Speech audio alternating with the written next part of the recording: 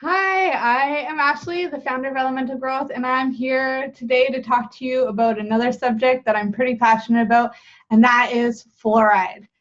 The name of this article that I wrote is Frightful of Fluoride. This is my top 3 fluoride-free tips.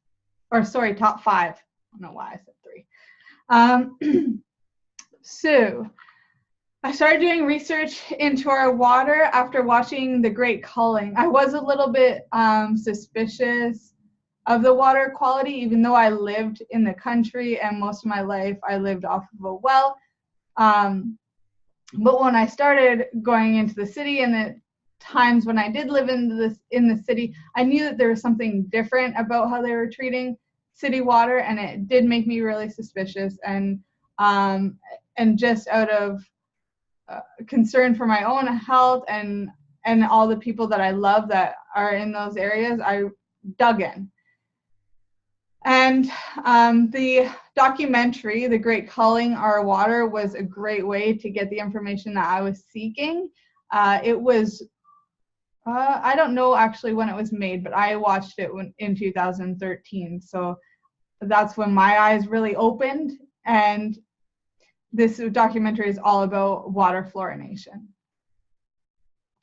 It led me down the rabbit hole where I discovered further research into the oil industry. The very first thing to catch my attention was my finding out the production of water bottles, which uses 17 million barrels of oil a year. This means that it takes 3 times the water to make a bottle as it does to fill it. Also, the amount of energy that goes into bottling water could be enough to power 190,000 homes. It's stated that the global consumption of bottled water goes up 10% each year. This new information really hit me, and I knew that I had to keep digging deeper to figure out what else we don't know about this industry we all seem to depend on.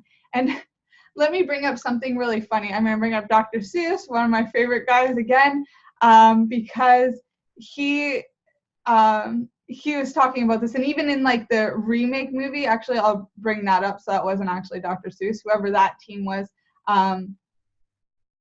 that did the Lorax in the very beginning when they start talking about getting like their air in bottles and things like that.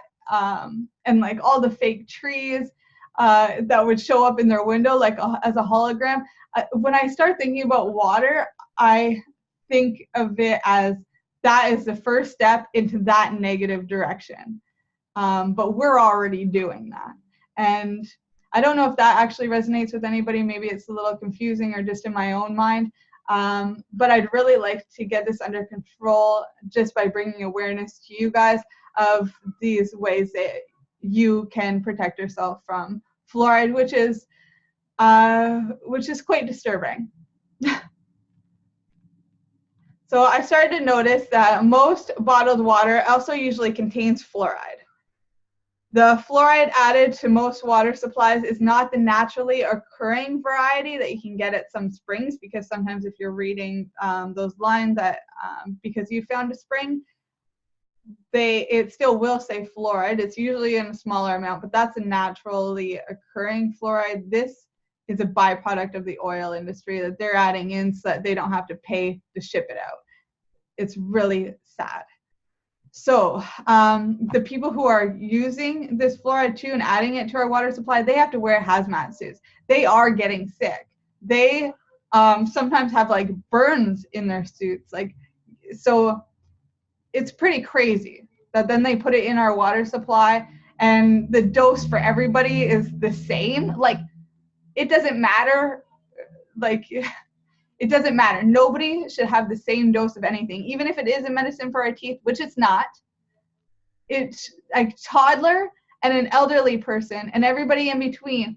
They should be given different doses depending on their weight, depending on their gender, depending on their age. Not an unmonitored dose to everybody. No, that reminds me of World War II stuff. And I'm sorry that gets a little bit conspiracy theory, but in World War II, they were fluorinating the water in the camps to keep the consciousness level down so there was no riots, there was no fight back.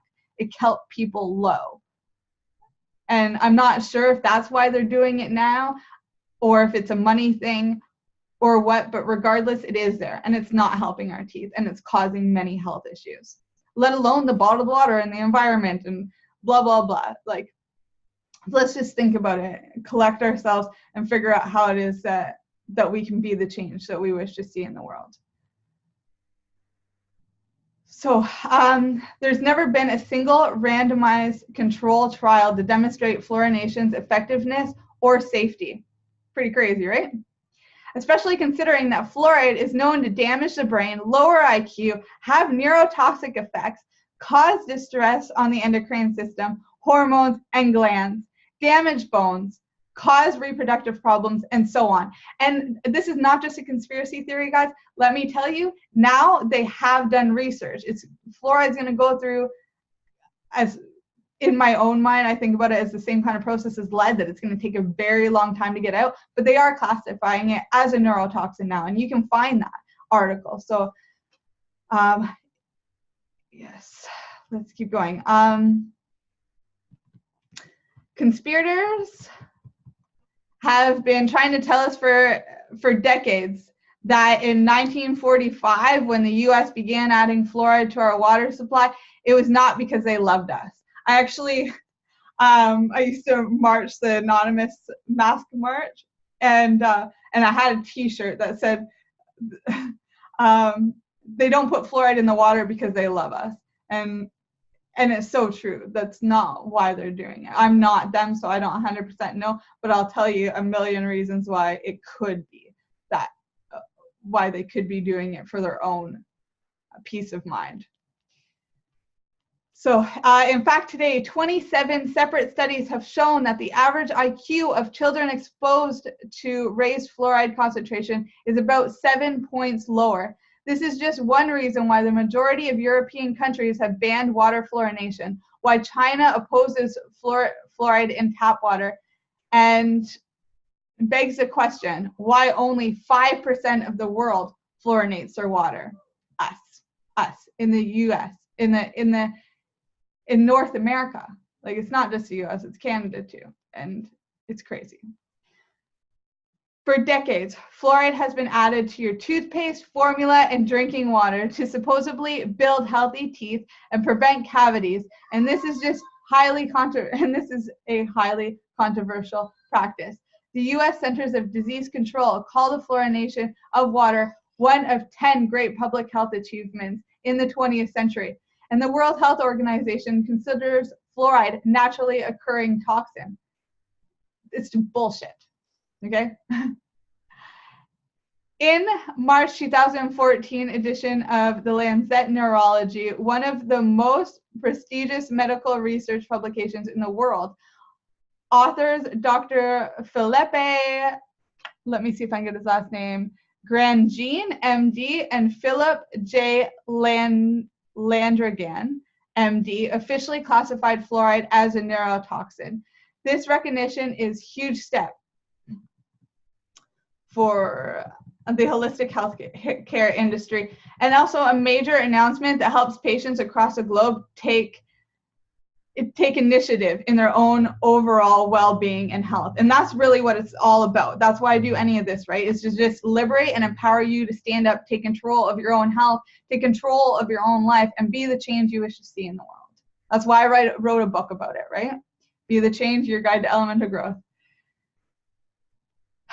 Now that the dangers of fluoride are clear, parents have the choice to remove this neurotoxin from their everyday life. Whatever you decide, consider these alternative solutions to limit added fluoride for the sake of your family's health and, of course, your own. A lot of the time I'm talking to parents, single parents, moms, dads, guardians, but it doesn't matter if you have kids or not. Like, do it for your own health. For me, I started doing this before I became pregnant, before I even knew that I could have kids. Yes, I was always passionate about children, but I didn't think that I could have any kids. I did this for my own health and for my family and my friends, because I wanted to teach, because I wanted to empower, because this is wrong and people need to know about it. So number 1, purchase bottled water that says fluoride ions 0.0 ppm. They have it on every label, but it's sometimes hard to find, so make sure you take the time. It's not going to be in that barcode.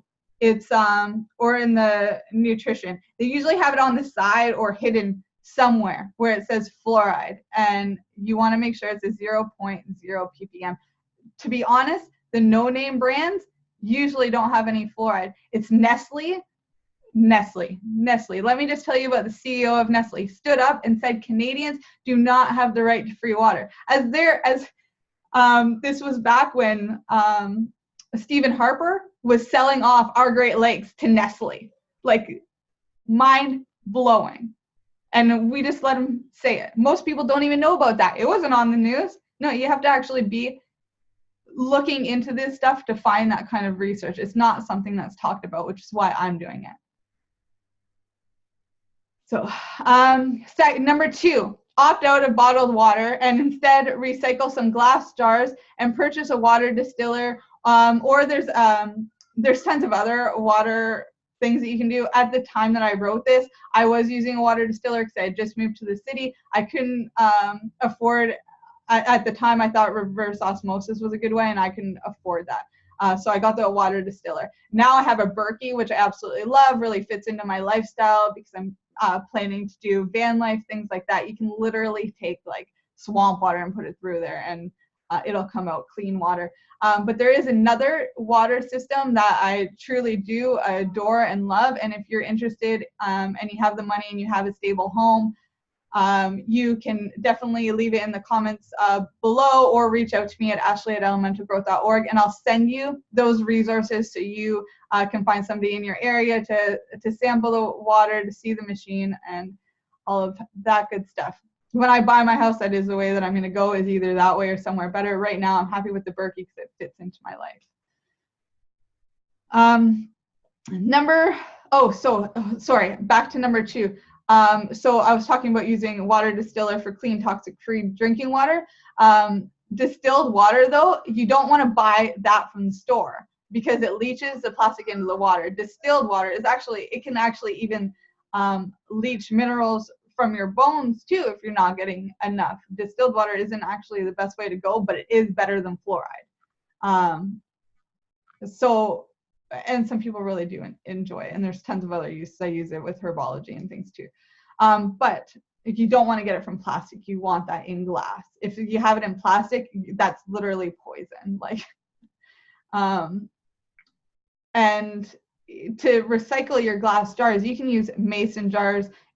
When I buy kombucha, those are actually turned into my water bottles because they come in glass. I just take off the label and I reuse them. I have tons of them. We always have them around, and it's free because I've already bought the kombucha.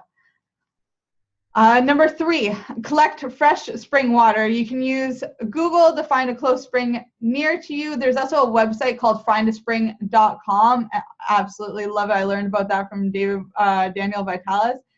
He's a sponsor for them. He's a great guy too. You should check him out.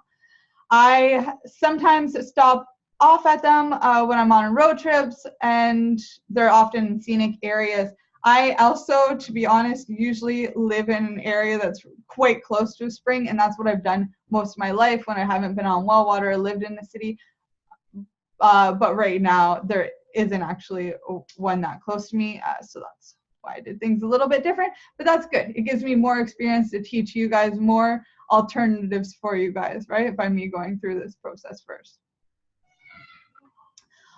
Number 4, always opt for toothpaste without fluoride in the natural health section of your local grocery stores, or make your own. I share toothpaste recipes on my YouTube channel, Elemental Growth. You can also find them on my website under the recipe share tab at elementalgrowth.org.